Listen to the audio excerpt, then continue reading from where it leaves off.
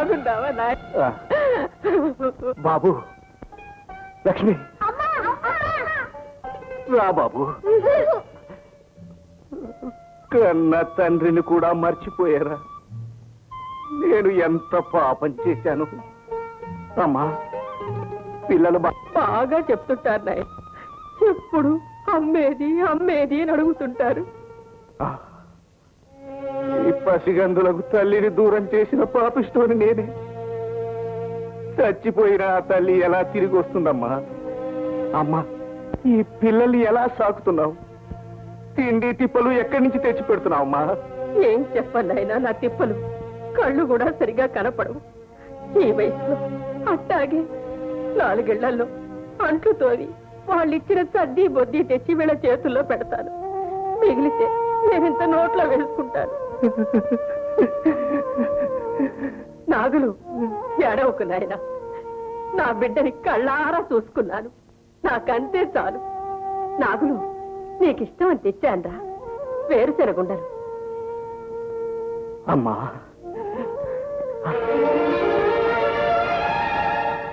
రా బాబు, రా లక్ష్మి, తిను బాబు. నాగులు, నా బిడ్డకి నేను పెట్టుకుంటే నీ బిడ్డలకి నువ్వు పెట్టుకుంటున్నావట. కన్న కడుపు తీపంటే అదేరా నాయన. అయ్యా, మళ్ళీ ఇంటికి ఎప్పుడు వస్తావురా? ఇప్పుడెక్కడమ్మా, నా శిక్ష ఇంకా చాలా ఏళ్లుంది. అప్పటిదాకా నేను బ్రతుకుంటానంటావా? అమ్మా,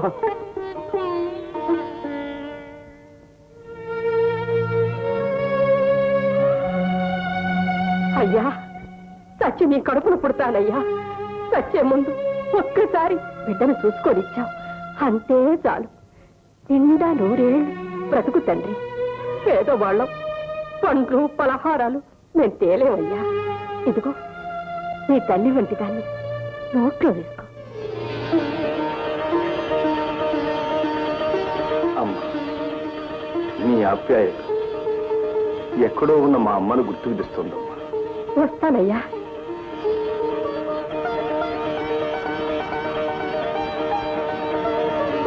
అమ్మా, ఇన్నాళ్ళు పిల్లల్ని చూడకపోతే ఏమీ లేదు. ఇప్పుడు వీళ్ళని చూశాక వదలటానికి మనసు ఒప్పుకోవట్లేదు. అయ్యా, నేను హరి అంటే వీళ్ళగతేం కాను. అమ్మా, భగవంతుడా, పిల్లల్ని ఇక్కడే ఉంచుకునే అదృష్టం లేదా తండ్రి? నాగులు, ఏడవకయ్యా. ఎంతవరకు ప్రాప్తం అంతే.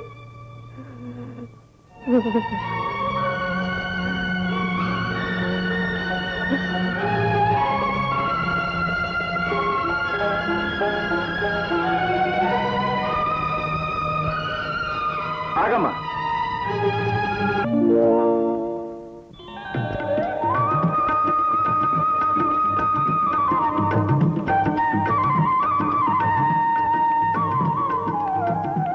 ఆ పిల్లల్ని ఇక్కడే వదిలిపెట్టండమ్మా, నేను చూసుకుంటాను. నా బంగారు తండ్రి, నా ఆయుష్ కూడా పోసుకొని నిండా 100 ఏళ్ళు చల్లగా బ్రతుకు తండ్రి. వస్తానయ్యా. ఆగమ్మా,